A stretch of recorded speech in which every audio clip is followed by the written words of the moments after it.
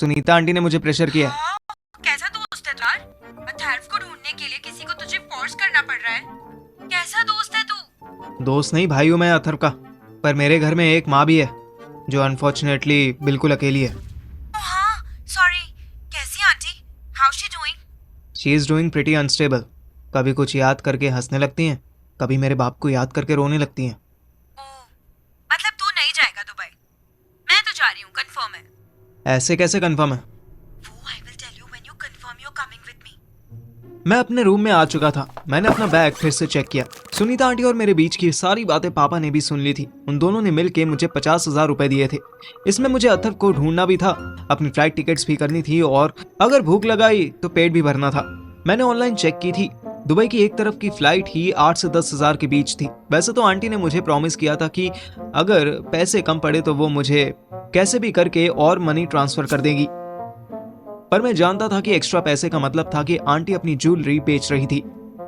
मेरे बैग में वो 2 झुमके भी थे जो आंटी ने अपने पास रखने से मना कर दिए थे। क्या सोच रहा है? कब तक बताएगा? 4 से 5 दिन। व्हाट? मेरे पास इतना टाइम नहीं है Parthiv. Monty's parents are coming this weekend. Oh, तो ये बात है। पर मेरे दोस्त की जाने मन, 4 से 5 दिन तो मेरा पासपोर्ट आने में ही लगेंगे। अथर तो वहां शेख अरशद के नाम से पहुंच गया है, पर मेरे पास तो ऐसे। Wait a minute. क्या हुआ? मैंने कॉल काट दिया और मम्मी की नजरों से बचता हुआ अपने बाप के रूम में गया। इस रूम में बहुत कुछ ऐसा था जो मैंने अब तक एक्सप्लोर नहीं किया था। इनफैक्ट ताऊ जी और उनके सांड जैसे बच्चों की वजह से इस रूम को लॉक करके रखा गया था। पर अब टाइम था यहां से कोई पासपोर्ट ढूंढने का। मैंने रूम की लाइट्स ऑन की और सबसे पहले बेड ओपन किया। अंदर ढेर सारे हेडफोन्स रखे हुए थे। मैंने हेडफोन्स के बीच में से एक छोटा सा डब्बा निकाला। यह डब्बा देखने में तो किसी भी सिंपल से प्लास्टिक के टिफिन बॉक्स जैसा था, पर इसको खोलना बहुत मुश्किल हो रहा था। खुल जा साले। जब जोर जबरदस्ती से वो बॉक्स नहीं खुला तो मैंने देखा कि उसके बीच में एक छोटा सा सर्कल बना हुआ था। इस सर्कल को देखकर मुझे पुराना आईफोन याद आ गया जिसमें सेंटर में थंब प्रिंट देना होता था। मैंने उस पर अंगूठा रखा। ओ गधे की टांग, ये साला फिंगरप्रिंट सेंसर वाला डब्बा है। मैंने इधर उधर देखा कि अब तक कौन सी ऐसी चीज थी जिसको मैंने हाथ भी नहीं लगाया था, पर मेरा बाप जरूर हाथ लगाता होगा। 10 मिनट तक इधर उधर सर मारने के बाद मेरी बत्ती जली। अबे यार, बाथरूम तो मैं अब तक गया ही नहीं। मैं वॉशरूम के पास पहुंचा तो देखा उसके हैंडल पर ढेर सारी धूल लगी हुई थी। मैं फिर से दबे पांव अपने रूम आया। बीच में मम्मी का रूम था। मुझे वो सोती हुई दिखाई दी तो मुझे चैन आया। मैं अपने रूम से सेलो टेप लेकर वहां जासूस पापा के रूम में गया और वॉशरूम के डोर हैंडल पर टेप चिपका के फिंगरप्रिंट्स चेक करने लगा। एक जगह मुझे धूल मिट्टी के साथ साथ एक अंगूठे का निशान भी दिखने लगा। मैंने वही टेप उस प्लास्टिक टिफिन जैसे बॉक्स पर चिपकाया और उसके ऊपर अपना अंगूठा रख दिया। टिफिन अपने आप खुल गया। उसके अंदर से एक चाबी निकली। भैंचोद, पहले चाबी नहीं मिल रही थी, अब ताला नहीं पता कहां है। मैं इधर उधर हर तरफ उस चाबी को अपने अंदर ले सके ऐसा छेद ढूंढने लगा। मुझे उम्मीद थी कि जैसे अथर्व के पास अरशद का नाम का पासपोर्ट मिला, वैसे ही मेरे लिए भी किसी न किसी असलम वसलम के नाम का पासपोर्ट जरूर मिल जाएगा। रही बात फोटो की, तो मैंने इतनी फिल्में देखी हैं, अपनी पासपोर्ट साइज फोटो तो मैं पक्का लगा लूंगा। आधे घंटे तक मैं रूम की एक एक दीवार को चेक करता रहा, पर मुझे कोई तिजोरी, कोई हिडन बॉक्स नहीं मिला। मैं इरिटेट होकर पिताजी के रूम से बाहर आ गया। जब मैं उनका दरवाजा बंद किया तब मेरा ध्यान गया इस डोर का इनबिल्ट लॉक घर के बाकी दरवाजों से काफी अलग था। इस लॉक के ऊपर एक स्टील की छोटी सी कवर प्लेट भी लगी थी जो राइट या लेफ्ट स्लाइड की जा सकती थी। मैंने वो प्लेट लेफ्ट खिसकाई और दरवाजे में चाबी घुसाकर राइट घुमाई। मेरे कान खड़े हो गए। अंदर से किसी दीवार के खिसकने की आवाज आई थी। हे भगवान, मेरा बाप इंडियाना जोन्स जैसी हरकतें करके गया है। लेकिन अब एक प्रॉब्लम हो गई थी। दरवाजा बाहर से लॉक हो गया था और जो भी अंदर जादू हुआ था वो अब मैं देख नहीं सकता था। मैंने जैसे ही दोबारा चाबी लगाकर डोर लॉक खोला तो अंदर जो वॉल खिसकी थी वो फिर से गायब हो गई। टू बी ऑनेस्ट, मुझे ऐसी माइंड ब्लोइंग पजल्स में बहुत मजा आ रहा था। अब की मैंने अंदर घुस के सेम चाबी ट्राई की और अब पिताजी के बेड के ऊपर की वॉल में से 2 बाय 2 फुट का एक चेंबर खुल गया।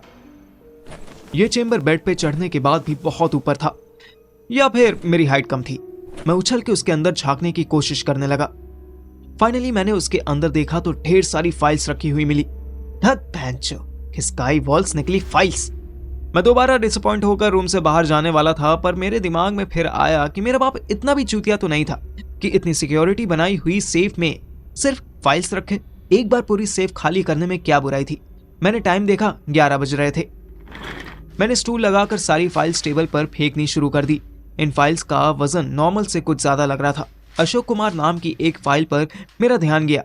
मैंने उसे खोला तो उसके अंदर एक पासपोर्ट, पुरानी इंडियन करेंसी में कुछ कैश और 2 गोल्ड के बिस्किट्स मिले। ऐसी ही एक फाइल राजेश्वरी कुमारी के नाम से भी थी। मुझे हैरानी हुई कि उनके नाम का भी पासपोर्ट उसमें रखा था। वो बेटे की जान, बापू तुसी ग्रेट हो। मेरे नाम की फाइल मिल चुकी थी। उसमें मेरा पासपोर्ट, 500 की एक गड्डी और 2 गोल्ड कॉइन्स थे। सबसे इंटरेस्टिंग बात यह थी कि मेरे पासपोर्ट में मेरी लेटेस्ट फोटो थी। ऐसी फोटो जो मुझे नहीं याद कि मैंने कब खिंचवाई थी। इसका मतलब, वाह मेरे पापा, आप हमेशा से बैकअप प्लानिंग रेडी रखते थे कि अगर कभी घर से भागना हो तो हम सब साथ में जा सके। ग्रेट। उदयश्रेया अपने घर में रात 1 बजे उठकर यहां वहां भटक रही थी। वो सबसे पहले अपने पापा के कमरे में आई। नेताजी रात को विस्की पीकर आए थे। उन्हें आने में भी देर हो गई थी। श्रेया ने चुपके से उनका पर्स उठाया ही था कि उसे किसी की आवाज आई। चोरी करना पाप होता जी। श्रेया बस चिल्लाने वाली थी कि उसने जैसे तैसे खुद को रोका। तू वहां क्या कर रहा है? सेवा जी, हैं? बाहर आओ। दोनों नेताजी के रूम से बाहर निकले। श्रेया ने अपने पापा का पर्स वहां रखना जरूरी नहीं समझा। वो साथ साथ ले आई। दोनों हॉल में आ गए। घर में बिल्कुल अंधेरा था। बस बाहर रोड की थोड़ी सी रोशनी अंदर कोठी में भी आ रही थी। बोला, तू पापा के रूम में क्या कर रहा था? मैं उनका सेवा करता था, पैर दबाया। छी यार, कितनी बटरिंग करेगा तू? तेरी सेल्फ रिस्पेक्ट है कि नहीं? मोंटी ने श्रेया का हाथ पकड़ लिया। तेरा प्रेम का सामने सारा आत्मा और सम्मान व्यर्थ है प्रिय। हे भगवान, समझ नहीं आता तूने हिंदी सीखने से पहले हिंदी की ज्यादा मारी है या अब ज्यादा टॉर्चर कर रहा है तू? एनीवेज, अच्छा हुआ तू जागता मिल गया। मुझे तेरी एक हेल्प चाहिए। कैसा सहायता जी? तो जो बोलेगा मैं करेगा। गुड। गराज से कार निकालने में मेरी हेल्प कर। मोंटी सोचने लगा। अयो नहीं जी, तू घर से भागना चाहता? यस। फिर मैं सहायता नहीं करना सकता। तू भाग जाएगा तो मेरा क्या होगा? तू अथर्व के पास जाएगा। But I am telling you, he is not a good person. धीरे बोल, इसमें तेरा ही फायदा है। तेरा भागने में मेरा फायदा? कैसा? ओहो, तूने जब भी मैं देखी है? हिंदी सिनेमा अभी नहीं देखा जे। क्या होता उसमें? उसमें ना ऐसी स्टोरी होती है। एक लड़का हीरोइन के घर में आकर रहता है। हीरोइन अपने किसी और हीरो के लिए घर से भागने में उसकी हेल्प लेती है। पर इवेंचुअली जब उसे रियलाइज होता है कि जो लड़का उसको भागने में हेल्प करा था वो ही असली हीरो था। मोंटी की छाती फूल गई। वो गधे की तरह स्माइल करने लगा। मैं हीरो है, वो भी असली वाला। ज्यादा चिल्लाएगा तो 0 बना दूंगी। अब गराज से गाड़ी निकालने में मदद कर। ऐसा? पर मैं भी तुम्हारे साथ भागेगा, वरना ये लोग मेरे को बहुत मारेगा। तू बोला तूने जब भी मैच नहीं देखी, फिर तुझे कैसे पता? मैंने लाइव को देखा ना श्रेया जी, मैं तुमको अकेला नहीं जाने देगा। श्रेया ने कुछ सोचा, फिर धीरे से बोली। चल कार निकाल, साथ में चलना है तो जल्दी कर। मोंटी ने हाँ में सर हिलाया और गैरेज की तरफ चल दिया। श्रेया ने उसके जाते ही अपने बाप के पर्स में से सबसे बड़ी क्रेडिट लिमिट वाला कार्ड निकाल लिया।